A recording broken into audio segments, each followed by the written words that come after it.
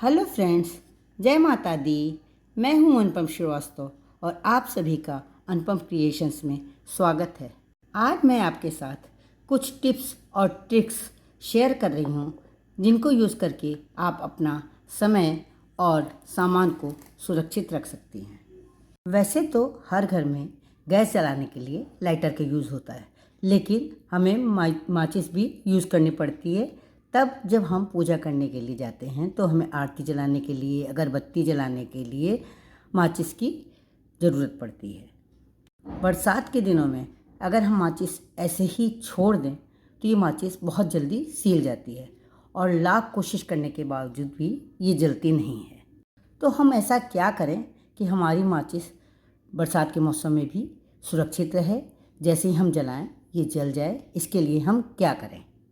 माचिस को सुरक्षित रखने के लिए ये सीले नहीं, आप कोई भी पॉलीथीन ले सकती हैं और उस पॉलीथीन में माचिस को इस तरह से रख करके, ये इस तरह से पैक करके 2-3 बार इस पॉलीथीन में लपेट करके आप किसी भी जगह रख सकती हैं। आप चाहें तो इसे किसी डिब्बे में भी डाल के रख सकती है, जैसे आप इसको चाय के डिब्बे में भी रख सकती है। ये सुरक्षित रहेगी। आप जब भी जलाएंगे ये तुरंत जल जाएगी। लोग जब बाज़ार से सामान लाते हैं तो कई बार हमारे पास इस तरह की जिप वाली पन्नी आती है। आप इस तरह की पन्नी में भी इस माचिस को जिप से बंद करके सुरक्षित रख सकते हैं। इस तरह से भी अगर आप रखेंगे तो ये माचिस आपकी सुरक्षित रहेगी और आसानी से जल जाएगी। इस तरह के एयर टाइट डिब्बे में भी आप माचिस को सुरक्षित रख सकते हैं। इस तरह से आप ऐसे भी रख सकते हैं और चाहें तो आप इसे पन्नी में लपेट करके इसे इस तरह से बंद करके रख सकते हैं। ये आपकी माचिस ख़राब नहीं होगी। जब भी आप निकालेंगे आपकी माचिस बिल्कुल सुरक्षित निकलेगी और आराम से तीली जलने लगेंगी। मेरी दूसरी टिप्स ये है कि जब हम आरती करते हैं तो इसमें जब हम बत्ती रखते हैं और इसके बाद इसमें घी डाल करके हम जब बत्ती जलाते हैं तो कभी कभी ऐसा होता है कि बत्ती लुढ़कने लगती है अधिक घी के कारण और बत्ती बुझ जाती है। तो ऐसा हम क्या करें कि बत्ती बुझे नहीं? इसके लिए हम क्या करें ये मैं आपको बताती हूँ। पूजा करते समय हमारी बत्ती बुझे नहीं, ये लुढ़क जाती है, अधिक घी के कारण कभी कभी लुढ़क जाती है और बुझ जाती है। तो बुझे नहीं, इसके लिए हमें ये करेंगे कि जो पूजन भंडार होते हैं वहाँ पर इस तरह के छल्ले मिलते हैं। इस तरह का छल्ला या किसी भी तरह का लोहे का छल्ला और सिक्के भी मिलते हैं जिनमें छेद होता है। उस छल्ले को आप ले करके इस तरह से बत्ती पे डाल दीजिए। ये आपकी बत्ती लुढ़केगी नहीं, चाहे आप जितना भी घी भर देंगे, लेकिन ये आराम से आसानी से जलती रहेगी। इस तरह से छल्ला डालने के बाद आप इसमें घी डाल दें। चाहे आप जितना भी घी डालेंगी ये बत्ती आपकी लुढ़केगी नहीं और आराम से जलती रहेगी। आपको कोई प्रॉब्लम नहीं होगी। इस तरह से जब हम बत्ती जलाते हैं तो ये काफ़ी समय तक जलती भी है। ये जल्दी नहीं बुझती है, काफ़ी समय तक ये जलती रहती है। इस तरह से हम बत्ती जला लेंगे। ये देखिए, इस तरह से जला लेंगे तो आपकी बत्ती आराम से जलती रहेगी और ज़्यादा देर तक की आपकी आरती जलेगी।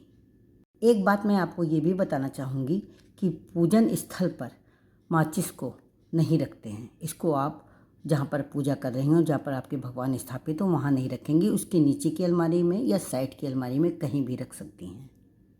आजकल अधिक घरों में सुबह के नाश्ते में दलिया बनती है। अगर घर में कोई बीमार है तो उसके लिए दलिया बनती है और अगर कोई हल्का नाश्ता करना चाहता है तो वो दलिया बनवाता है। बरसात के मौसम में दलिया बहुत जल्दी ख़राब हो जाती है। इसके लिए हम क्या करेंगे कि 1 चम्मच देसी घी लेकर के हम सारी दलिया, जो पैकेट की दलिया होगी, उसको पूरा भून लेंगे। ये मैंने 1 चम्मच घी से दलिया भून लिए और इसके बाद इसको हम एयर टाइट डिब्बे में बंद करके रख देंगे। इससे ये होगा कि आप जब भी दलिया बनाना चाहेंगी आपका समय बचेगा, क्योंकि ये दलिया भुनी हुई है। आप इस दलिया में जो कुछ भी डालना चाहें, मीठी दलिया बनाना चाहें तो दूध डाल करके बना सकती हैं।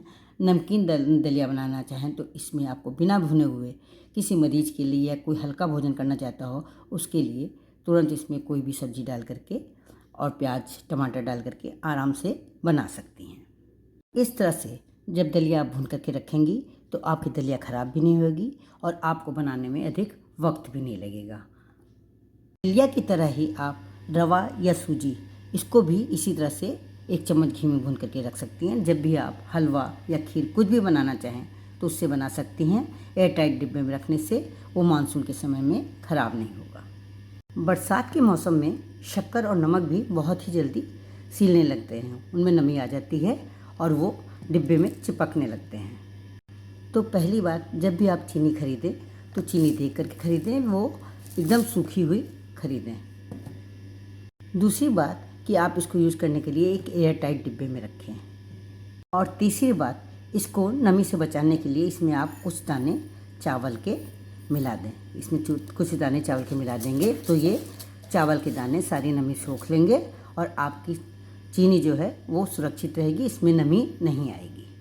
जब आप अधिक चीनी खरीद करके लाती हैं तो उसमें भी आप चावल के दाने डाल सकती हैं, लेकिन अगर आप चावल के दाने पूरी चीनी में डाल देंगी तो आप उसको व्रत में यूज़ नहीं कर पाएंगी। जब आप चीनी लेकर के आएँ तो जिस पैकेट में लेकर के आएँ, ये देखिए मैं चीनी लेकर के आई थी, जिस पैकेट में लेकर के आएँ और जैसी सूखी सूखी चीनी ये देखिए लेकर के आए, आज ये 15 दिन हो गए, 15 दिन पहले मैं लेकर के आई थी, उसी पैकेट में आप इसको अच्छी तरह से बांध दें पैकेट को, इसमें नमी नहीं जाने पाए। ये इस तरह से बांध दें और एयर टाइट डिब्बे में, ये एयर टाइट डिब्बा है, इसमें रख करके ये पूरा इस तरह से बंद करके रख दीजिए तो आपकी चीनी ख़राब नहीं होगी। थोड़ी थोड़ी चीनी आप निकाल करके अलग डिब्बे में इस्तेमाल कर सकती हैं। जब कभी भी आपका व्रत त्यौहार पड़ेगा तो आप बड़े डिब्बे से चीनी ले सकती हैं जिसमें कि चावल नहीं पड़ा होगा और आप उसको आराम से व्रत में खा सकती हैं। फ्रेंड्स, तो ये थे मेरे कुछ छोटे छोटे टिप्स जो शायद आप अपने जीवन में यूज़ करते हों, और अगर आप यूज़ नहीं करते हैं तो इन टिप्स को देख करके आप ज़रूर से यूज़ करने लगेंगे। फ्रेंड्स, अगर आप मेरे चैनल पर पहली बार विजिट कर रहे हों तो मेरे चैनल को सब्सक्राइब करें। आपको मेरी छोटी छोटी टिप्स जो मैंने आपको आज बताए हैं पसंद आए हों तो आप इन्हें लाइक करें, कमेंट करें और अपने साथियों के साथ शेयर करें। थैंक्स।